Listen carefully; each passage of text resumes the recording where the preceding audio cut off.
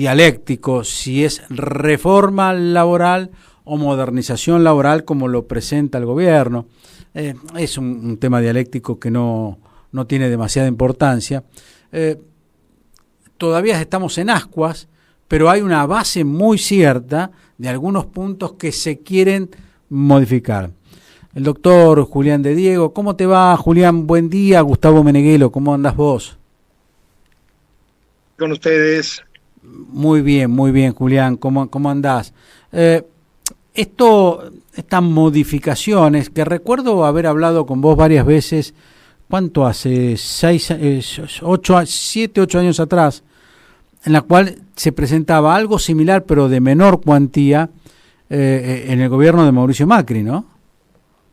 Exacto. En realidad este gobierno tiene una ventaja, que es la de haber lanzado una reforma laboral integral que fue declarada inconstitucional y se suspendió, que se acuerdan, era el DNU 70/2023, pero de ese DNU se rescataron de 88 artículos que integraban la reforma laboral, se rescataron 18 que entró en la ley de bases, o sea que tiene vigencia desde el 9 de julio del año 2024. Entonces, ya tenemos una plataforma laboral de reformas que ya se introdujo en la legislación laboral y está vigente, y sobre esa plataforma se piensa hacer el Acuerdo de Mayo 2, que sería una segunda oleada de cambios en la legislación laboral, que, si me permitís el comentario, es mejor decir modernización que reforma,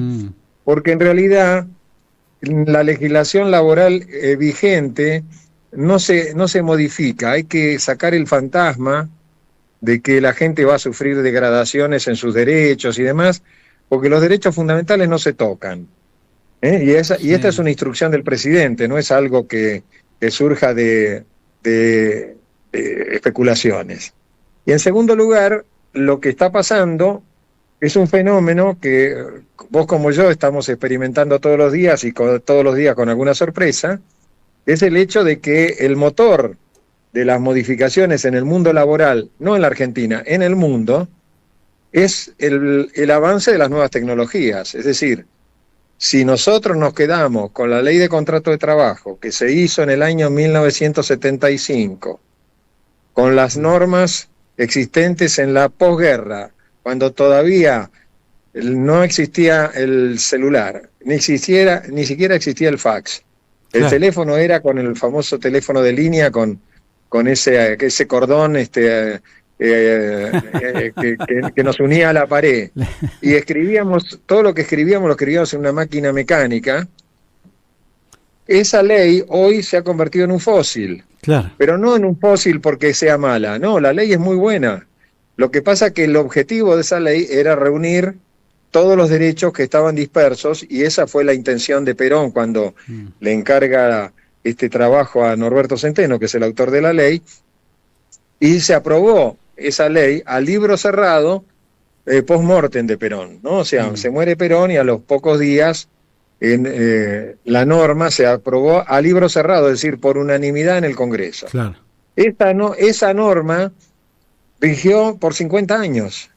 O sea que no es buena, es buenísima. Y sigue conteniendo principios generales. Pero, por ejemplo, vos querés gozar de tus vacaciones y tenés 3 semanas, bueno, ahora se van a poder otorgar en cualquier parte del año y se van a poder dividir. Y entonces vas a poder gozar efectivamente. El régimen de jornada de las empresas tecnológicas no es 8 horas y 48 horas semanales, es una jornada variable. Entonces va a haber la posibilidad de variabilizar la jornada con límites a través de lo que se llama banco de horas. Y así podría darles varios ejemplos de algo que tiene que ver con la modernización. ¿Por qué? Porque el régimen de jornada no se modifica. O sea, nosotros seguimos teniendo 8 horas diarias y 48 horas semanales, pero el régimen de banco de horas va a tener en promedio 8 horas diarias y 48 horas semanales, de modo tal que el trabajador no sacrifique ni descanso diario ni descanso semanal. Primer pregunta, entonces, Julián. Eso es lo que viene. Claro, digamos. Primer pregunta con respecto a esto específicamente. es si es por sector o será general. Bueno, es por sector. ¿Por qué es por sector? Es muy buena la pregunta y, como siempre, las preguntas tuyas son estratégicas. Es por sector. ¿Por qué? Porque no es lo mismo la jornada de la minería cuando vos tenés un trabajador que está en una mina a 400 kilómetros del pueblo más cercano, que tener una heladería, que tener una cafetería o que tener un supermercado. Entonces, es por sector de actividad y los que están habilitados para hacer estos cambios son los signatarios de los convenios. O sea, esto de este fantasma de que a los sindicatos se los quiere excluir y demás, es también otra fantasía que surge de la oposición, que como la oposición no tiene argumentos para oponerse a una modernización, porque todos los países del mundo se están modernizando, recurre a estos mecanismos. Con tu pregunta, para decirlo con todo detalle, los acuerdos se firmarían entre las cámaras empresarias y los sindicatos que han firmado los convenios colectivos por sector, adaptando el régimen de jornada a las necesidades de cada sector, que son todas distintas. No es lo mismo el home banking que atender una cafetería, no es lo mismo el delivery en una empresa de comidas rápidas que el delivery de un supermercado. Y así en todos los casos, cada uno de los sectores va a poder instrumentar su propio mecanismo. Recién hablaste de los sindicatos. ¿Puede estar incluido la cuota voluntaria al sindicato o no? Mira, en los borradores que yo tengo, yo sabés que estoy operando como una especie de consultor externo freelance, porque lo hago pro bonus, lo hago gratis, no soy funcionario del gobierno, pero quiero contribuir de todas formas a que esto salga bien, y entonces recibo muchas consultas de la comisión redactora, que es una comisión que está en el Ministerio de Capital Humano y en la Secretaría de Trabajo. En las consultas que yo he recibido no hay ninguna modificación al régimen de las obras sociales, de la cuota sindical y de la cuota solidaria. En los antecedentes del decreto 70 había normas pero yo en los borradores no los vi. Eso no significa que después aparezcan, pero hoy por hoy ese tipo de cosas, es decir, vinculado con la estructura sindical, la duración de los mandatos, la tutela sindical, que es la protección que tienen los dirigentes gremiales, que son todos temas que están siendo debatidos, por ahora no están en los borradores. Bien. Como decís vos, no es óbice de que pueda ser metido sobre el final, pero Mirá, no es la intención original el hecho de atacar a los gremios. Mira, la realidad, yo le digo a mis amigos del gobierno del presidente Milei, tanto del Ministerio de Capital Humano como la Secretaría de Trabajo, que la realidad sindical en la Argentina es una realidad que no se puede ni obviar ni ignorar. Sobre todo que nosotros desde hace, 60 años aproximadamente, tenemos un mecanismo tripartito en donde funciona el mundo del trabajo, que es el Estado, los empleadores y los sindicatos. Entonces, si uno quiere hacer una reforma laboral que tenga un marco razonable, el sindicalismo, es decir, la estructura sindical, sobre todo la estructura sindical corporativa, es decir, la que está organizada, debe ser consultada y se deben escuchar las inquietudes de donde surgen muchas veces muchas correcciones que después aseguran el éxito de la reforma. Claro, exactamente, no como cuando nos contabas del origen de los sindicatos romanos, etcétera, que llegamos a la acumulación de poder que tiene la Argentina. Además de la acumulación de poder, han tomado un rol protagónico. O fíjate, hoy en el Parlamento, en otra época los dirigentes sindicales tenían muchos representantes en el Parlamento, hoy tienen una minoría. Sin embargo, el rol protagónico de los sindicatos en la negociación colectiva ha sido durante todo el gobierno del presidente Milei muy intensa, porque los sindicatos están tratando de hacer todo lo posible por preservar el valor, el poder adquisitivo del salario, y ahora se les presenta el escenario del salario dinámico. Este salario que está propuesto por el gobierno, que no inhibe ni neutraliza a los convenios colectivos, sino que el convenio colectivo por inflación está basado en la cultura de la inflación, mientras que el salario dinámico está basado en la cultura de la productividad. Entonces, vamos a tener una transición, porque para tener una cultura plena de la productividad tenés que tener inflación cero, y todavía no llegamos. Vas a tener una transición donde se van a seguir actualizando los salarios por convenio, por el IPC del INDEC, y vas a tener que pasar gradualmente a que el trabajador, para tener una mejor remuneración que la que tiene en el convenio colectivo en su categoría, se va a tener que destacar en el desempeño, en la productividad, en el presentismo, en la iniciativa, en la protección del medio ambiente, en la protección preventiva de la salud para evitar accidentes de trabajo, etcétera, etcétera. Es decir, en todos temas que tienen que ver con el rendimiento y la productividad de las empresas. Por lo general, el sindicalismo en eso no está de acuerdo, ¿no? Generalmente, lo primero que ponen el grito en el cielo. Claro, está bien, bancan que alguien esté 8 horas sentado sin hacer nada. Déjame que te ponga un ejemplo. Ayer estuve escuchando a Sergio Palazzo, que es un dirigente sindical importante, es el secretario general del sindicato bancario, que él está preocupado porque obviamente todavía no se conocen los borradores y entonces está en una posición, digamos, por lo menos está previniendo que si no se los consulta esto puede ser objeto de objeciones. Pero el sindicato bancario ya tiene un premio a la productividad. Claro. Claro. Incluido en la negociación colectiva. Claro. Es una suma que cobra el trabajador todos los años, se llama ROE, y es un cálculo que se hace sobre el rendimiento, las ganancias del sistema publicadas por el Banco Central, que con una fórmula arroja un número que termina siendo un adicional salarial para el trabajador por productividad. Claro. O sea, ese tipo de ejemplos, el del ROE, van a empezar a aparecer. ¿Por qué?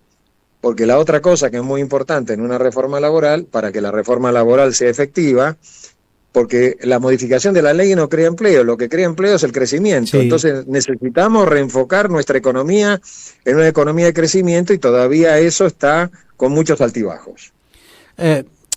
Recién decías, está en el convenio colectivo, en el bancarios, y hay otro que no está en el convenio colectivo, pero sí está en la calle, como el de camioneros, que pide el bono a fin de año. Por supuesto. Mirá, si vos analizás los convenios colectivos líderes, que deberían tener 13 salarios, o sea, 12 salarios mensuales y el aguinaldo, la mayoría tiene 14 y 15 salarios, la mayoría de los convenios colectivos más importantes, ¿no? Y eso no fue objeto de, digamos, de ninguna imposición, fue naturalmente algo que fue surgiendo de los reclamos sindicales para que el trabajador tenga una participación mayor en los resultados de una compañía que por ahí es exitosa, y entonces vos en Vaca Muerta, ¿cómo podés obviar al trabajador, que es una figura central en el desarrollo de Vaca Muerta? No lo podés hacer, y entonces Vaca Muerta tiene salarios más altos que el resto de las actividades y tiene este tipo de incentivos que por ahora se han resuelto en general en determinados niveles de actividad y en determinadas empresas, pero que determinan que el trabajador tiene la posibilidad de tener un incremento encima del salario que le garantiza el convenio colectivo. La indemnización, que también se habla de algún cambio, algún tope exclusivamente para pymes. Mira, exactamente te cuento lo que yo he visto en los últimos 2 o 3 borradores, que no son borradores oficiales, pero que tienen que ver con alguna consulta que yo respondí a los que están redactando los borradores. Yo les expliqué, y creo que fue aceptado por el gobierno, que los topes no sirven. Pongo un ejemplo.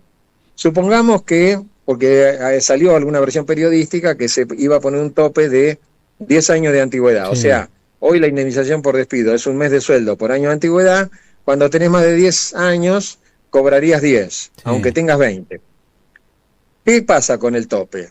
A los trabajadores antiguos no se lo podés fijar. ¿Por qué? porque ellos ya tienen derechos originados en el régimen anterior. Entonces no le podés aplicar retroactivamente un tope. Así que si vos tenés hoy un trabajador de 20 años y lo despedís, le vas a pagar 20 sueldos, aunque haya tope, y si le aplicás un tope, el tope va a ser declarado inconstitucional por la justicia. Así que para el pasado nada. Para el futuro, si aplicás un tope de 10 años, ¿sabés cuándo se va a empezar a aplicar el tope? En el 2035. Claro. Porque tenés que tener a los trabajadores nuevos que cumplan 10 años. O sea, ninguno de los dos topes te sirven para generar una reforma constructiva de la nueva legislación laboral.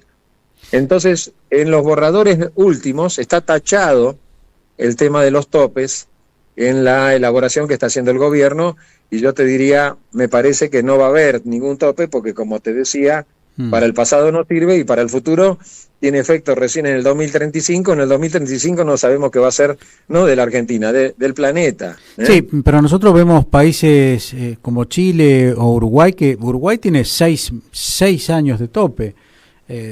Algunos países latinoamericanos sí tienen tope y nosotros competimos con ellos. Claro, los topes existen. Existen también en Colombia, existen en Venezuela, pero fíjate vos que también está el sistema de Brasil, que es parecido al fondo de cese que se quiere también establecer en la Argentina, y vos en Brasil tomás un empleado y todos los meses le tenés que depositar un porcentaje, es el 12% durante el primer año, el 8% durante el segundo año, para que el trabajador tenga asegurado que el día que lo desvincules, él pueda cobrar un mes de sueldo por año de antigüedad y no tiene tope. Y si lo despedís en causa, además de lo que está acumulado en la cuenta, le tenés que pagar un 50% adicional. Entonces, los regímenes en cada país, por distintas razones históricas, son distintos, son diversos. En Estados Unidos no existe ninguna indemnización por despido, y si a alguien lo despiden, voluntariamente las empresas a veces dan un salario, dan medio salario, dan 2 salarios. En China no existe la indemnización por despido, y en Francia no podés despedir a alguien mientras dure su buena conducta porque te obligan a reincorporarlo. Es decir, los sistemas son muy cambiantes. Nosotros lo que tenemos que hacer es pensar en la modernización, y la modernización no corre por el lado de fijar un límite en la indemnización por despido, sino en que la indemnización por despido tenga una fórmula de cálculo que sea transparente y que no esté sujeto a todas estas cosas raras que a veces aparecen en la jurisprudencia. Y ahí va a haber alguna modificación, porque se va a calcular el futuro de la indemnización por despido solo por las prestaciones remuneratorias de pago mensual. Claro. Tampoco se toca... O sea que si vos tenés una gratificación anual, o el aguinaldo, no va a ser computable. Justamente, ahí está, el aguinaldo dejaría de ser computable para el... Mirá, históricamente lo era. Históricamente lo era, porque en el artículo 245 dice la mejor remuneración mensual, normal y habitual. Y el aguinaldo nunca fue mensual, siempre fue semestral. Claro. Entonces, algunas interpretaciones de la jurisprudencia han dicho, no, lo que pasa es que se devenga durante 6 meses. Entonces, agregan el 8,33% para integrar el aguinaldo a la base. Eso ha generado jurisprudencia contradictoria, que es lo que pretende también hacer la reforma laboral, tratar de unificar criterios para que haya uno solo y que la jurisprudencia no genere distorsiones que en definitiva no solamente perjudican a la empresa cuando tiene que pagar más y no lo esperaba y no era previsible lo que tenía que pagar, sino que perjudican al trabajador, porque cuando hay estas sentencias que generan sumas desproporcionadas o sorpresas, el empleador deja de tomar gente. Las empresas pymes, por muchas de estas sentencias, tienen que cerrar, y entonces cierra la empresa pyme y se pierden los puestos de trabajo y nadie cobra. Claro. Y nadie cobra, porque en una pyme, en una panadería que tenés 4 personas, se funde, y le metés una sentencia cara, no la puede pagar, cierra la panadería y las 4 personas que trabajan en la panadería se quedan sin trabajo. Entonces, lo que se busca es que la indemnización por despido tenga mayor claridad en el cálculo. Sí, espero que esta ley de salir... como dijiste vos, haga este hecho de las jurisprudencias en la cual cada juzgado toma su propia jurisprudencia. Hemos visto casos acá en Rosario de personas que trabajaron 6 meses, 8 meses y piden 7 7, 8 o 10 sueldos de indemnización, y la justicia en algunos casos lo acepta. Sí, por eso muchas de las cosas que se incorporan a la reforma laboral tienen por objeto fijar pautas más claras para que la jurisprudencia no se bandee. Porque además hay otra razón, además de que tu comentario es muy acertado, hay otro tema que es muy importante y casi yo te diría que es crucial. Si la jurisprudencia no acompaña el proceso de modernización, va a fracasar la reforma laboral, claro, y va a fracasar como puede haber fracasado en otras partes del mundo, y entonces la Argentina va a volver a retroceder. Sí. ¿Por qué? Porque para nosotros crear las condiciones para que haya inversiones y con eso crecimiento, tenemos que generar confianza y previsibilidad. Sí. Y la previsibilidad no se puede sustentar sobre fallos distorsivos como esto, porque también en Rosario, con una persona que tenía 5 años de antigüedad, le ordena que con las multas y todo anteriores a la pandemia, le correspondía cobrar 20 sueldos, le salió una sentencia que tenía derecho a cobrar 100 sueldos. Entonces, ¿qué le pasó a esa empresa? La empresa cerró, quebró, y las 12 trabajadores que tenía esa empresa tuvieron que ir a buscarse otro trabajo porque tampoco pudieron cobrar su propia indemnización. Entonces, la jurisprudencia que genera todas estas distorsiones está destruyendo puestos de trabajo y está destruyendo empresas, sobre todo las pymes. Sí, entonces ese cambio va a haber que operarlo, es un cambio cultural que además puede ayudar mucho que la reforma laboral sea más transparente, más clara, y que no deje espacio para estas interpretaciones. Sí, hay que agregarle que las otras dos reformas, la impositiva y la previsional, también se tiene que acumular porque tenemos un costo laboral alto, no solamente con lo que estamos hablando, sino con la parte impositiva y previsional. No, y vos que hiciste la comparación con Uruguay y con Chile, nuestro costo laboral es 3 veces el costo de Uruguay y 4 veces el costo de Chile. Claro. Entonces, un trabajador que cobra $1 millón de pesos de sueldo recibe 750.000 por los descuentos y al empleador le cuesta casi 2 millones. Sí. Sí. El trabajador que debería ser el eje central de la remuneración cobra 1/3 del costo laboral total. Claro.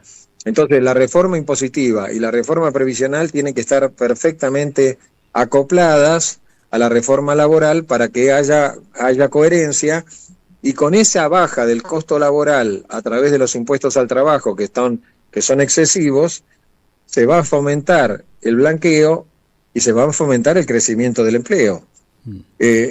O sea, que va a ayudar a los inversores a que digan, bueno, en este país hay cambios sustantivos, como ya lo dijo Trump en alguna medida cuando dijo que iba a ayudar a la Argentina si había una buena elección, y la elección para el presidente Milei fue buenísima.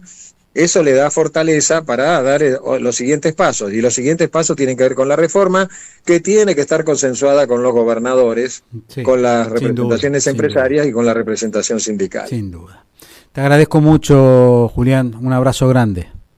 Bueno, un abrazo grande para vos también, y la verdad que te agradezco, yo disfruto mucho esa entrevista contigo porque son muy buenas las preguntas, y cada vez que vos tratás un tema ya lo trabajaste, ya lo elaboraste, y eso a mí me ayuda mucho para darte una respuesta más seria.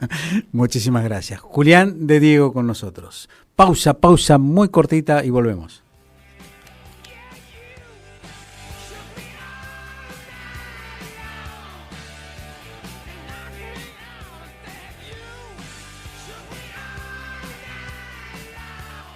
Vamos a hablar con